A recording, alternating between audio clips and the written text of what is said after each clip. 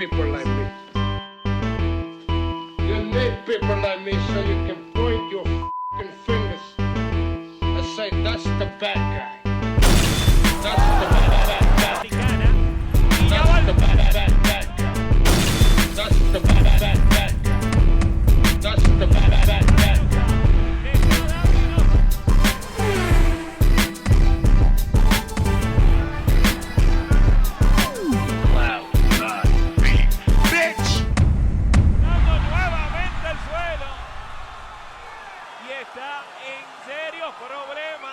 De la noche, Stephanie Piñeiro. That's the bad guy. That's the bad guy. That's the bad guy. That's the bad guy. Welcome to the motherfucking relay. We're covering today's top boxing news.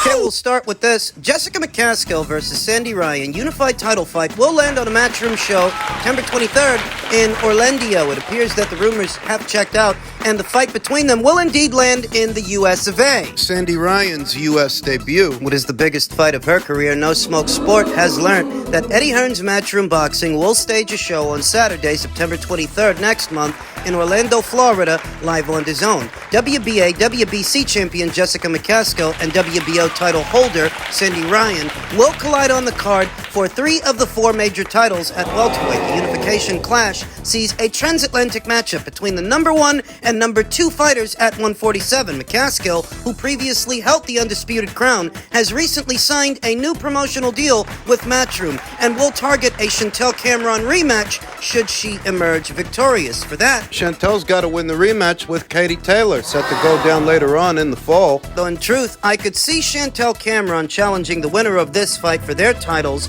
win or lose in the fall against Katie Taylor. I mean, if she wins, she stays undisputed champion at 140, but what's stopping her from going up to 147? Think about it. If she wins and stays undisputed champion, there's not much game left in town at 140 pounds. Not much reason to stay there. That's if she wins. If she loses, It's the same deal. she can move up in weight and either have the rematch with Jessica if Jessica beats Sandy, or settle affairs with Sandy if Sandy beats Jessica. Unbeknownst to most, Sandy Ryan and Chantel have their own domestic rivalry, their own bad blood, and we talked about that here on the channel months ago. Months later, they're set to fight in very big fights. Most people think Chantel's going to beat Katie Taylor again. It's a little bit more dicey when it comes to Sandy Ryan and Jessica Mccaskill. For Jessica, a fighter who I've followed for many years now, supported for many years now, I have to be honest when I say that this could be Jessica's last stand. She's getting long in the tooth, just like Katie Taylor. She's an aging fighter, an aging champion. She's not getting any younger, any faster,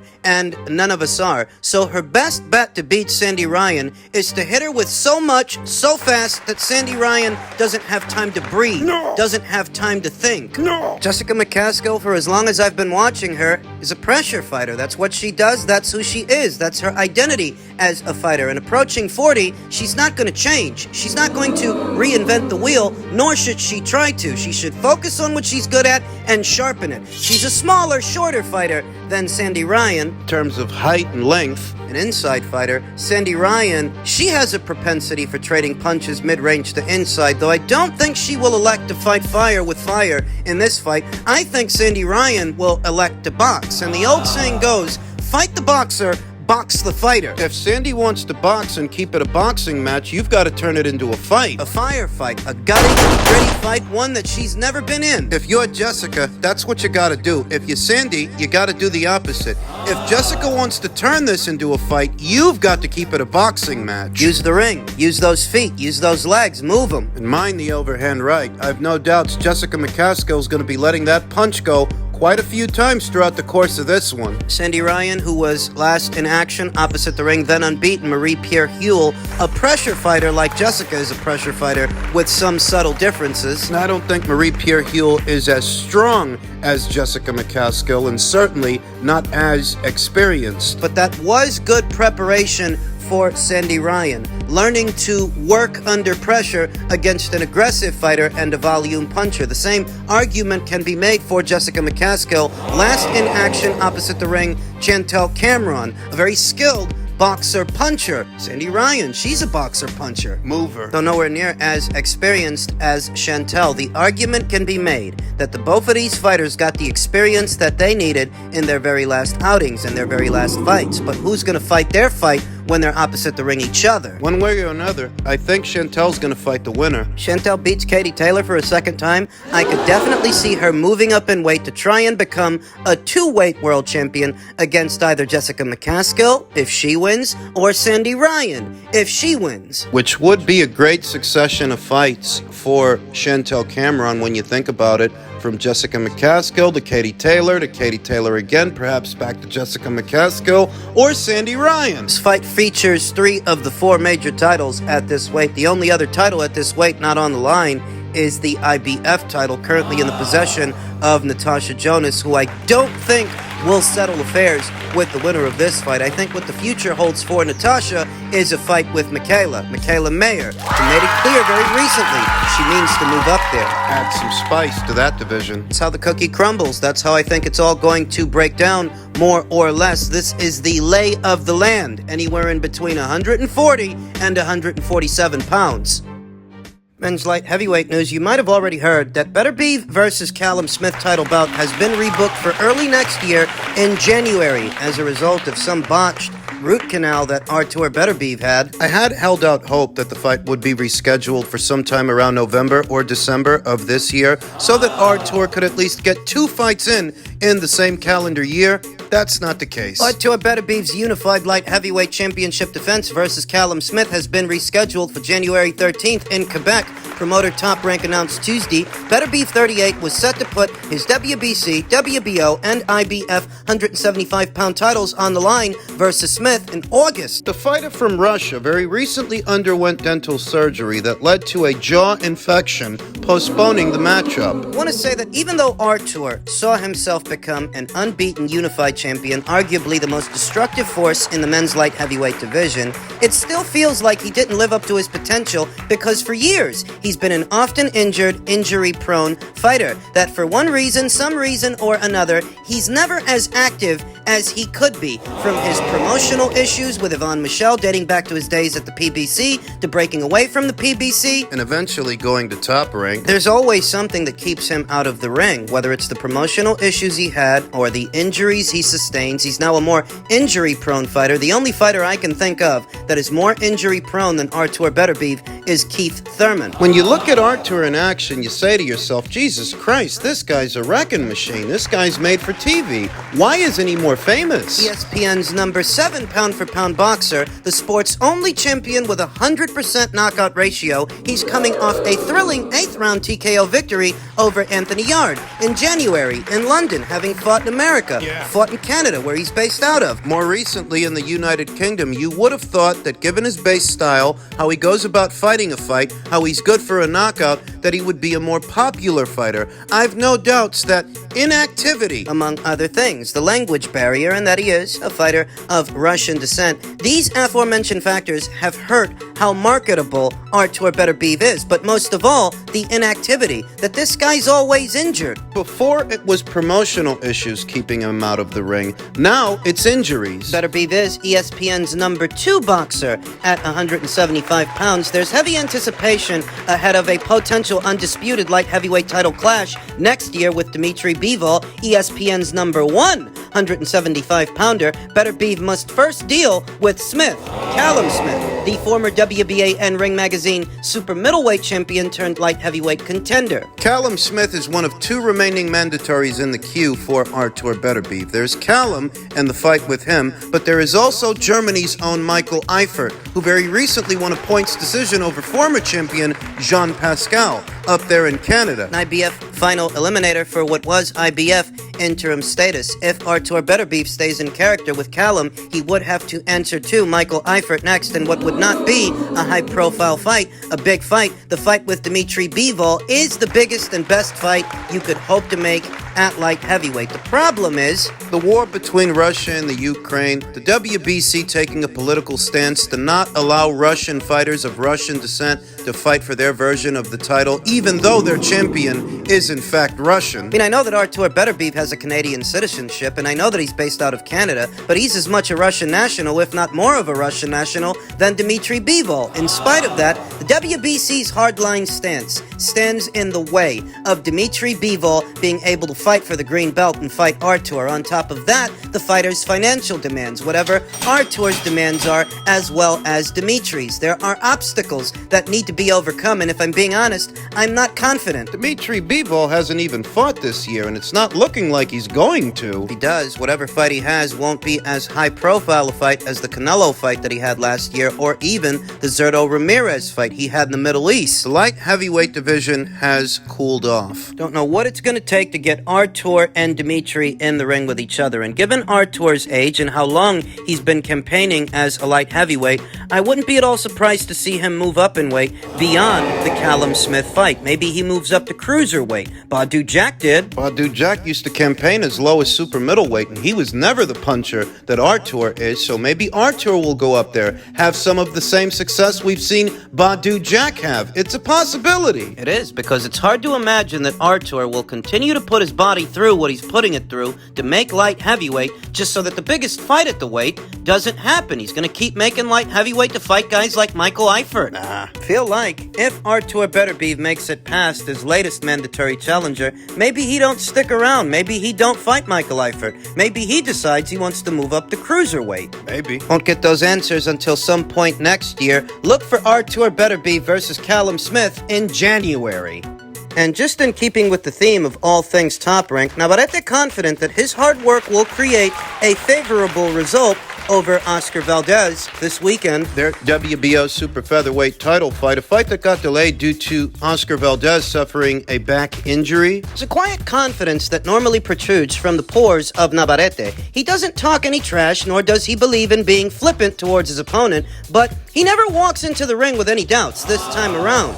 There's a dubious look etched upon his face. I don't know if I'm 100% convinced that I can win the fight, said Navarette to FightHype.com during an interview. That's not good. Not what you want to hear from the reigning defending champion. The chip on the shoulder of Valdez seems to be getting bigger and bigger as the days go by. At the midday point 2022, Valdez suffered the first defeat of his career, a lopsided decision loss against Shakur Stevenson. He has since rebounded off that loss in the rematch with Adam Lopez. He looked better in the second fight than he did in the first. Navarette, in the meanwhile, is letting fear and apprehension take control. There are no days off for Navarette as he ramps up preparation. The new training regimen that he's putting his body through is one that Navarette hopes will push him to another level. It isn't easy, but the 28-year-old believes that it could be worth it. I have worked a lot. Not a day goes by where my body doesn't hurt, but I do try to rest one day. I think all of the hard work will give us a favorable result. Doesn't seem too confident. Though he does seem happy to be back fighting in Arizona. He was in action there earlier this year opposite the ring Australia's own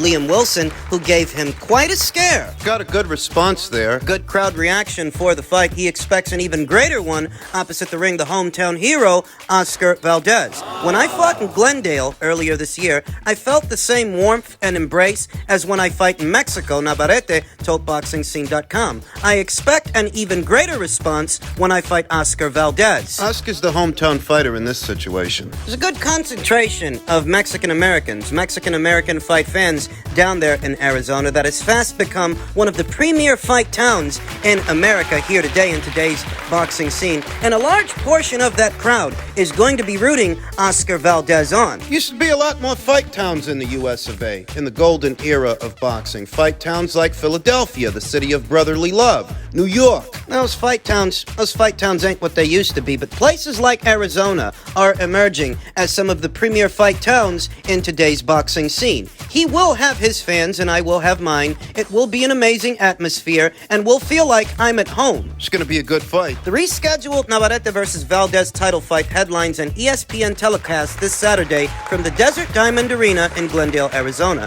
Navarette fought at the same venue in his WBO 130-pound title-winning 9th round knockout of Australia's Liam Wilson this past February. He was originally due to face Valdez, a two-time Olympian from Mexico and former two-division titleist from Nogales, Mexico. with childhood roots in Tucson. But Oscar had to withdraw due to a back injury. And Emmanuel Navarette ended up facing Australia's own Liam Wilson instead, suffered quite the scare, and to many people, he got optimal consideration from the referee. The count was a little bit too long, and by all rights, Emmanuel should have been counted out. But he wasn't. The fans really embraced me, said Navarette. I was never worried about fighting Oscar Valdez here. I know he has a fan base here in Tucson. I earned one in my last fight, and I expect a lot of those same fans to come back on Saturday night, and they will. This is an excellent matchup, make no mistake, though I don't know that Emmanuel will get the same consideration in this fight that he got in the last one. I'm leaning towards Oscar. I'm leaning towards Oscar to win. It's not simply because Emmanuel Navarette looked human in his last fight. If you've been paying attention, he's been looking human, more and more human, his last three fights. The Joet Gonzalez fight, the Baez fight, the more recent Liam Wilson fight. With Gonzalez and Baez, you might have figured that, you know what? Maybe Emmanuel needs to move up. He's starting to leave too much of himself in the gym, but he did move up ahead of the Wilson fight. Still looked human. Oscar Valdez says that he wants to show people losing your undefeated record doesn't mean it's the end of your career. Far from it. No, Oscar Valdez has looked human. He certainly looked human opposite the ring Shakur Stevenson, and before that, with Robson Conceição. But what Shakur Stevenson and Robson Conceição have in common is that they're both boxers, not punchers. Emmanuel is a puncher. This is my chance to come back from my loss to Shakur Stevenson. When I lost my title and my undefeated record, it's something very personal that I have. I want to come back and make a statement. I want to show that losing your undefeated record, it doesn't mean it's the end of your career. Emmanuel Navarette has looked human in fights. Oscar Valdez certainly has. But the fighters that have made Oscar Valdez look human have very little in common with Emmanuel Navarette. You're talking about Shakur Stevenson. You're talking about Robson Conceição, Olympians, pure boxers. Not punchers. Not come-forward pressure guys, not artillery guys like Emmanuel Navarette. Whereas Emmanuel, in his last fight with Liam Wilson, what was it exactly? What was it exactly that Liam was doing that was causing Emmanuel so many problems? Counters. Counter-punching. Emmanuel Navarette used to campaign at 122 and at 126, and against the fighters at those weights, he was able to get away with a lot because he's a lot taller than those fighters, a lot longer, a lot stronger. Those little guys down there, they couldn't make him pay for lunging in the way that he does, but up there at 130... Not just at 130. Joet Gonzalez made him look human. Baez made him look human. His last two fights at 126 before moving up to 130 and taking on Liam Wilson, he looked human. Perhaps many of you out there have grown accustomed to seeing Emmanuel look as dominant as he did with Isaac Dogbay in their two fights, or against Puerto Rico's own Pitufo Diaz. These are smaller, stumpier fighters. Smaller than Emmanuel. They can't make him pay for his mistakes. I believe that Oscar can. Oscar Valdez, who says, I always visualize myself as the best. It's not that I'm arrogant and think that I'm better than anyone else. The reason I think like that is because I know the work I put in during training. I can't train the way I do, waking up so early and running the mountains the way I do, staying on my diet. I train the way I train to tell myself that I'm number one. I would never train this way just to tell myself that I'm second best. I will always train to win and make a statement that I am the best at 130 pounds and behind counterpunching and a strong corner. Did you forget who trains Oscar Valdez? Eddie Reynoso. Did you forget? It's Oscar's counterpunching that I think will make all the difference here. I won't fault anyone who's picking Vaquero to win, but I'm gonna go with Oscar. I think he's got the right style for the job.